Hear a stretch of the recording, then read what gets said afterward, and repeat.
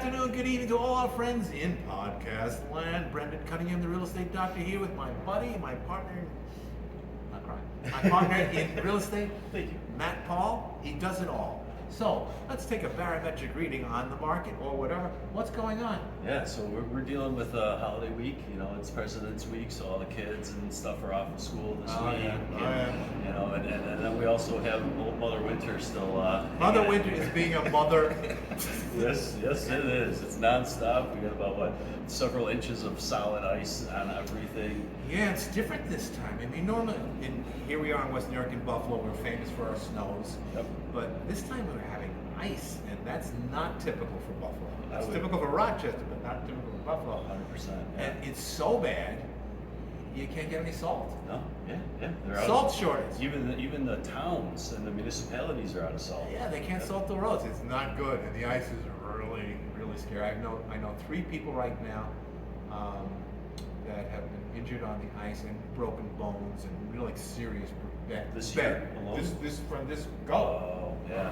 And then how about, driving around the city streets in Buffalo, there's solid ice. I mean, they're not even, it looks like snow, but it's just solid ice. And as one of my tenants said, she's from Texas, she says, what's with the drivers up here? They think they have 4-wheel drive, they can stop. No, they can't stop. No, that's not to stop. No. And anyway, so does that make your life harder as a real estate agent? Yeah, so it's I think we've just slowed things down a little bit more than anything. But people are still out looking. They're still out looking. Yeah, they are. Yeah, I know. Yeah, the activity's been pretty good, but it does keep some people in the house. It keeps some consumers in the house, but the really top-notch real estate agents, they're out there in the snow friggin' with squalls. With a shovel. Cleaning off sidewalks before you go into a listing, and Yeah, it's interesting if you look in a real estate agent's car, they usually have things that you don't have. Like they always have shovels. Yep. And they always have and booties. And booties. You got things that you don't have. Flashlights. Yep.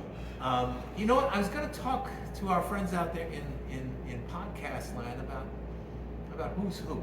Yeah. And great topic. One of my favorite movies in years gone by was a movie called Butch Cassidy and the Sundance Kid. Yeah, I remember that. And when they were getting chased over hill and over dale, over rocks, and finally they keep asking, who are those guys? Yeah. Who the hell are those guys? And a lot of times in a real estate transaction, you think you know who the guy is, and maybe that's not the guy. Or you think the guy, based on his title, does something that he might not do. That's exactly it, right? So having said that, and I have mentioned this once before, as a football fan, a lot of people that don't like football don't like it because it's hard to follow. Yep. And why is it hard to follow? Well, if you just look at it for the first time, you got 22 guys crashing into one another, and it looks aimlessly, right? What's going on here? And it's hard to follow. And there's all kinds of rules, and you got to learn the rules. Yep. And what applies to this guy may not apply to this guy. So then you get the refs in there. That's a whole other story. And then you think the one guy's calling the shots, but it's really somebody you can't see. Somebody you can't see behind the screen. It's like a guy up in the cloud there. Yep. And so it gets complicated. And so let's sort of break it down so it becomes a little easier to understand who does what. What's your official title? So I'm an associate broker. Oh, so do you know what I am? I would think you're an associate broker. You would as think well. I was an associate broker. Now, why would you think You're the that? doctor. I'm the doctor of real estate. We'll come back to that. Why I'm the doctor. It's Okay. further education. Yeah. So there's usually 3 main categories of agents. Yep. Okay. All of these can be agents. Not all dogs are animals, but all animals are not dogs. Did I say that right? Yeah, Did I get it something right? like that. Something like that. Okay. Sounds right. So, and I think this is true in just about all 50 states too. Yeah. There's a broker, and a broker can choose to align himself with some other people, and some of the other people might be associate brokers, because there's only one broker. It can only be one within an organization. Okay, so there's the one broker, and he can hire 1,000 people. He could hire 1,000 agents, but in the agent category, they could be broken down by associate broker or salesperson, sales associate, sales associate, or associate salesperson. Yes. Those are 2 legal acceptable terms. So, can the associate broker do things that the agent can't do? Not necessarily. Not necessarily. No. Not in terms of being a consumer. Yes. The theory used to be that to run an office or manage an office that you had to be an associate broker. Yes. That's kind of changed, and I've seen some, yeah. I think they've lowered the standards on that, and they said, well, no. And part of the theory behind that was, everyone starts out as a sales associate, and from there, you can do some continuing education if you want, and it's obligated every 22 and a half hours we have to take. Every 2 years. Yep. 2 years. You can go from there, and maybe you might choose to get another kind of a license. It's a different kind of a license. Yep. It's called an associate broker's license. And it requires, I think, 2 years in the industry and a certain number of transactions. So they have so at the bare minimum, they'll have more experience. Yes, okay. correct. Okay. So is more experience better than less experience? One would presume yes. But that doesn't mean you can. Some people stay salespeople all their lives and never change. Yep. Why would they do that? Probably, well, I think back, when we remember a few years ago when continuing education was exempt from all That is associate true, brokers. yes. For the longest time, I was not required to take continuing education because I was grandfathered in Yep. as an associate broker. Because you had the extra training. So Because they had the extra training. They think, well, you're probably good to, and you get over 15 years, you're good. Yep, and it's the salesperson is a 75-hour course. The broker is a 120-hour course. So there's considerable amount of time invested in that license. And actually, the broker's test was extremely difficult when I took it. It had an 80% failure rate. I had to drive up to Watertown, New York to take it. Oh, wow. I had to wait 2 years to take it in New York City where I was practicing. And they have a lot more commercial applications on that, and that was part of the reason why I decided to go in there, because of my focus in commercial real estate, and they really do touch on commercial real estate a lot more in the broker program as opposed to the salesperson. So in theory, the associate broker has more experience. Not how you cut it. But Generally. some people will choose to be salespeople, A, because they don't want to spend the extra money. That's it. Yeah. B, they may not want to take the course, and maybe they're afraid of taking the test. Yeah. I know. In fact, I think the number one agent in Western New York is a salesman. Yeah. Person. I know a couple that The are. one on Grand Island. Yep. I don't think she's a. It's interesting information. Yeah, I just. doesn't matter. Doesn't matter. But sometimes they'll call themselves counselor, and as I said, real estate doctor. What does it mean? It's not a legal term. I call myself the real estate doctor because I like to treat the transaction the way the doctor treats the patient. Yep. They do everything with a methodology, and it's kind of the same way every time. They just don't wing it. Yes. They start, all right, let's take your temperature, let's take your vital rate, and then, see what I'm saying? But, yeah, so it's, so don't get hung up on the terms. Yes, exactly. And I think, with getting back to your point, the most likely an agent that would want to just stay as a salesperson is happy with what they're doing. They don't need, anything else to help further them in their own business, and that's probably why. And then sometimes people have a complaint. I say, if you have a complaint, it's always best to go to the source. Yes. Well, if you have an agent, and they happen to be a salesperson or an associate broker, this one doesn't make any difference. Talk to them first. Correct. Okay? Yeah, always. And try if to- you can't seem to get resolution from them, who would you go to next? Well, you might go to the office manager, right? Yep. And after that, if it's a big company, they may have a general manager. You'd work your way up to the chain until you got to the broker. Okay. Yep. But generally speaking, if you're just an average person in a normal transaction, you're never going to speak to these guys. No. It's going to stop with the guy that you're working with, and it should start and stop there in the best way to work, I think. But what's also interesting is when you look at those other 21 players in the real estate transaction, because there's the same number of guys on the field. Yep. They have a breakdown. Like we had Mike Kozlowski with us from Premium Mortgage last week. He is a loan originator. He's just one guy in the mix. Yeah. And he could people that you probably will never speak to is, well, there's the loan originator, then there's his boss, the guy that runs, you'll never speak to him. Yep. There's a salesperson. Oh, then there's the underwriters. Yeah. Oh, and then there's the senior underwriters. And then the processors. And right? So the mechanics on that would be the loan application gets done with the originator. Yep. He takes it and he sends it to a processor. Yep. Processor takes it and they send it to maybe another processor, because maybe it's a VA or an FHA. Because at that point they're dealing with the appraisal and things that Appraisal. He's one of those guys in the 22 that I mixed in there. Yep. So there's lots of little people that you have to know who does what. But the guy that really makes it happen, or the gal, I guess. That's politically incorrect. We're going to say that anyway because it's good to be politically incorrect sometimes. The person that you're dealing with is probably the most important person. Yeah, like the point of quarterback contact. they're the Josh Allen of your team. Yes, yeah, absolutely. They get in touch with everybody, and that's why I'm really particular about if I have ancillary people like a mortgage person or an attorney. I don't ask a lot, but if I call you, I want to get called back. Yeah, within a 24-hour period. Within like a 20-minute period. Yeah. I don't have as long on this planet to less wait for. patience now. I don't have the patience. So I would say that's why you want to work with good local people. Yep, that you know that you have a good working That you relationship. know you have a working with. relationship, and they're going to return your phone calls, and it's like you're not going to have to chase people. The average real estate transaction in our neck of the woods is anywhere from 60 to 90 days. That's a long time to be chasing people, and you know what? If you have to put on an extra 2 weeks because you couldn't find somebody because they're working with a mortgage company that was online, based out of Peoria, Illinois, which is a lovely town, I guess. Yeah. But it's probably going to be an 800 Good luck number. getting a hold of that guy. But they may not get back to me.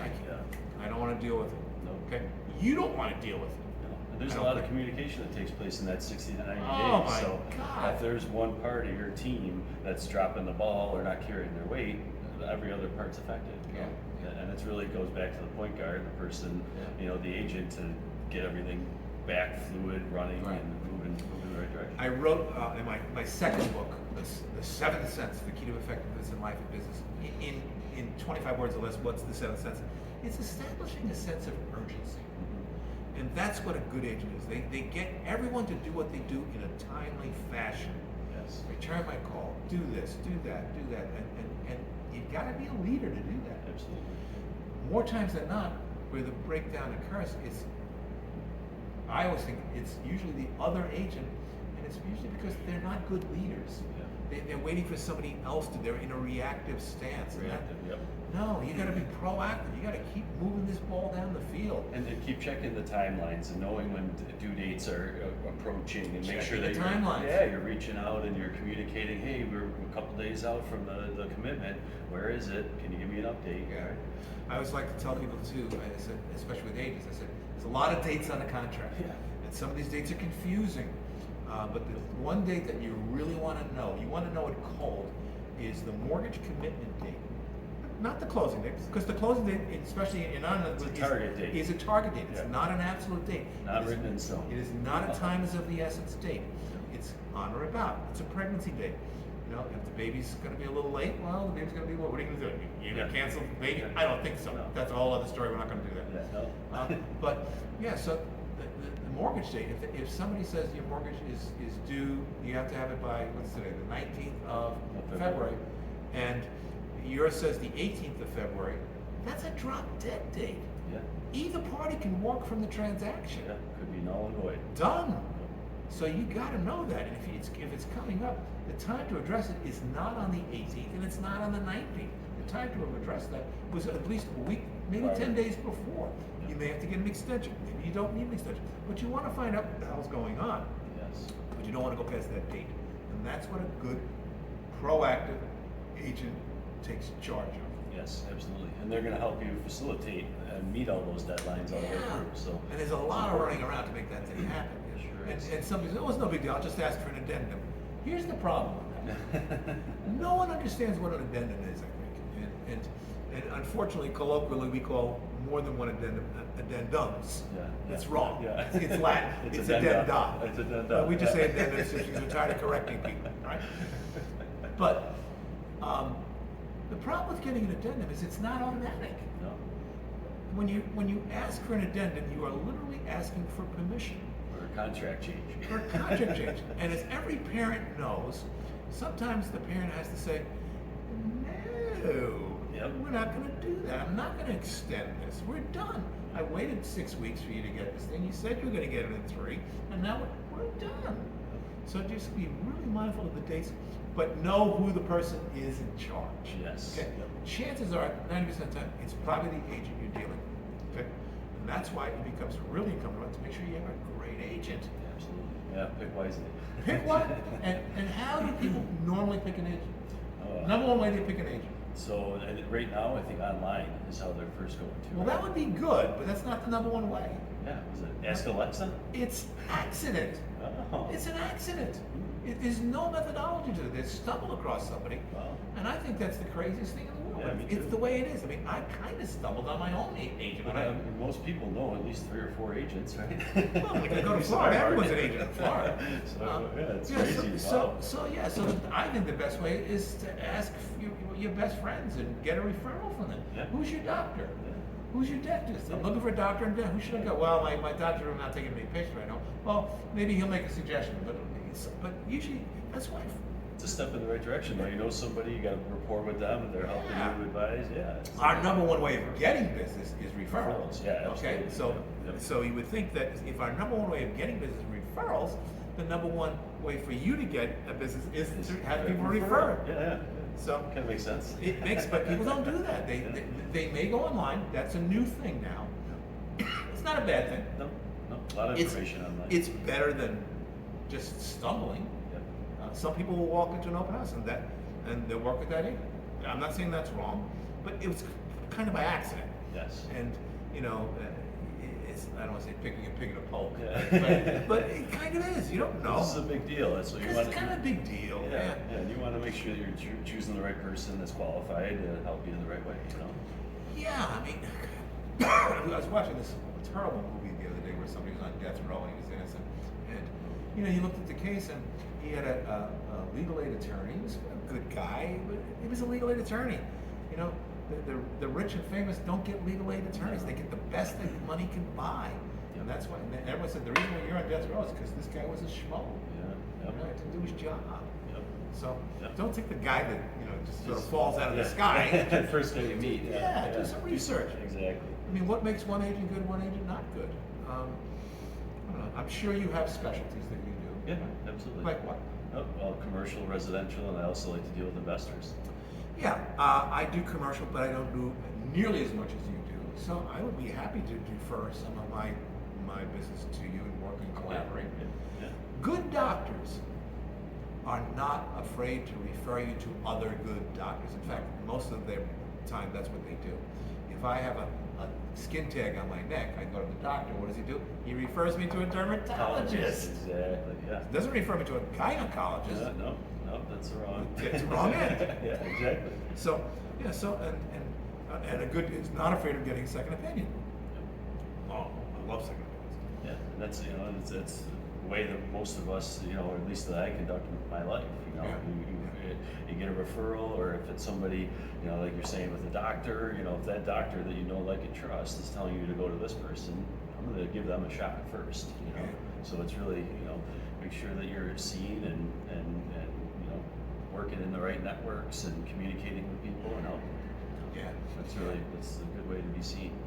Yeah, I mean, there's certain things that, and it's interesting when you look at newer agents coming into the business. Some are good, some are not. It's like some are good doctors, some are not good doctors. I mean, Attorneys, anything. everything. Everyone has highs and lows, but like newer people will do things that many times experienced agents will not. I'll give you an example. Newer agents will tend to go anywhere. Anywhere. Yeah. And we're in Buffalo, and if somebody wanted to buy a house in Syracuse, we have access to that information. Yeah. I'm not going to Syracuse. It's 2.5 hours away. Each way. So it's a 5-hour just for the drive, and if you think there's snow in Buffalo, go to Syracuse. Yeah. It's twice as much snow. Yep. And the people that leave Syracuse will always say how much they miss the snow. Yeah. Which always made me crazy. Well, I think you have to like it to live there. You gotta love it.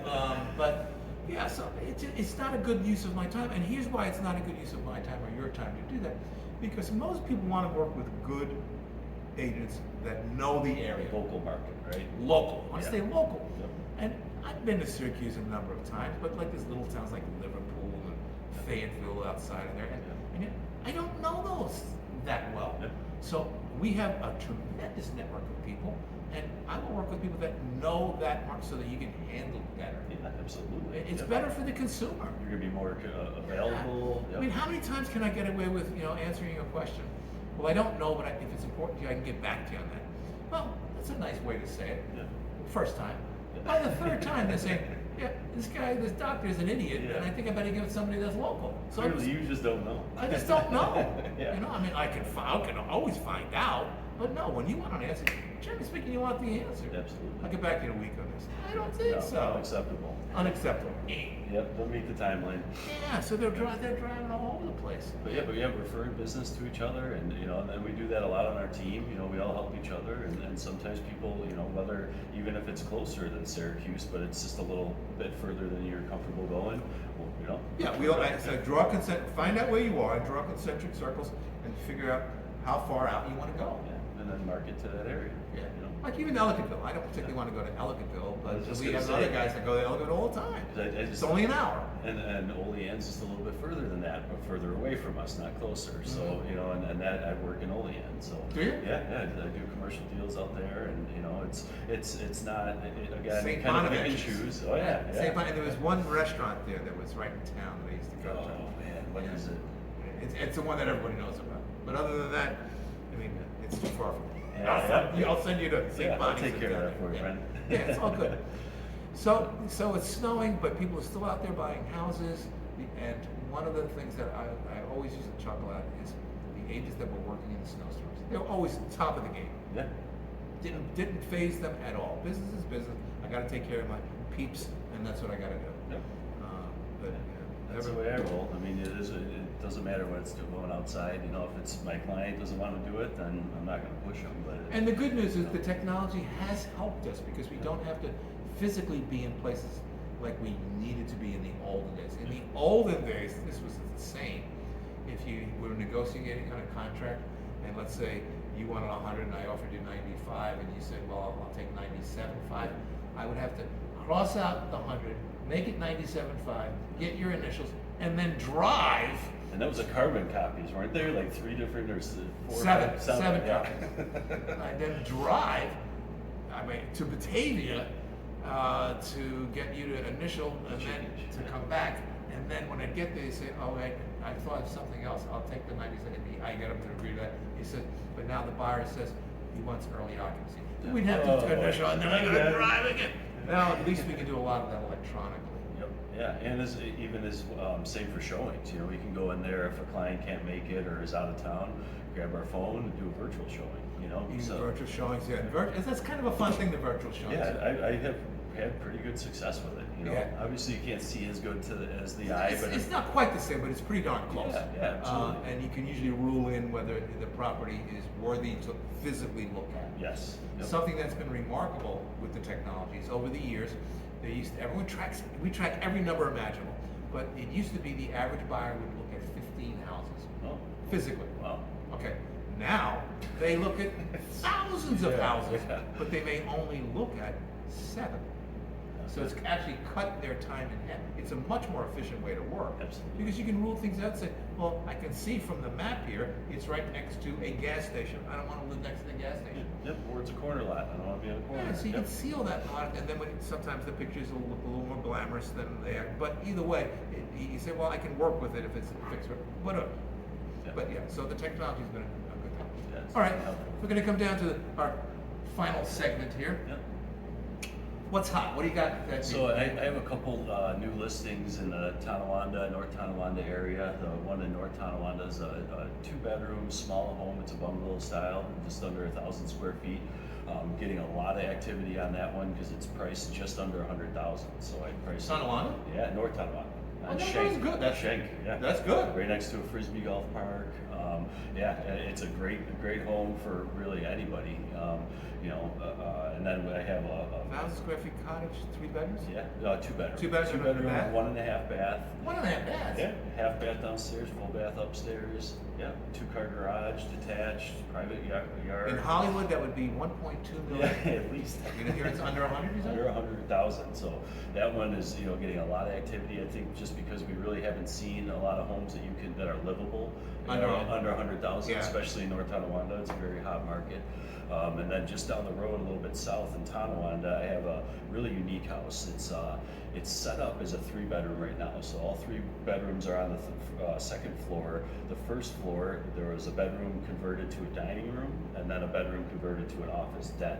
So there could really be a 5-bedroom house, but there it lives like a 3-bedroom, which are 3 bedrooms are a little bit more desirable in our market. Yeah, they the are. research that They I are, found. But it's top to bottom been redone. It's since 2019, the whole entire house has been gutted, redone, electric, furnace, everything. There was a small fire in the front of the house in 2018, I believe. But it's all fixed. Yeah, it's all redone. All How much?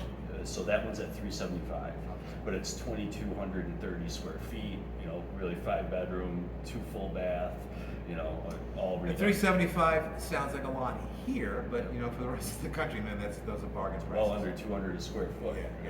Those are bargain prices, but Yeah. and they're not likely to stay down. Yep. All right, that's it for us. Yes, Anything else? that's it. No. Thank you for everyone.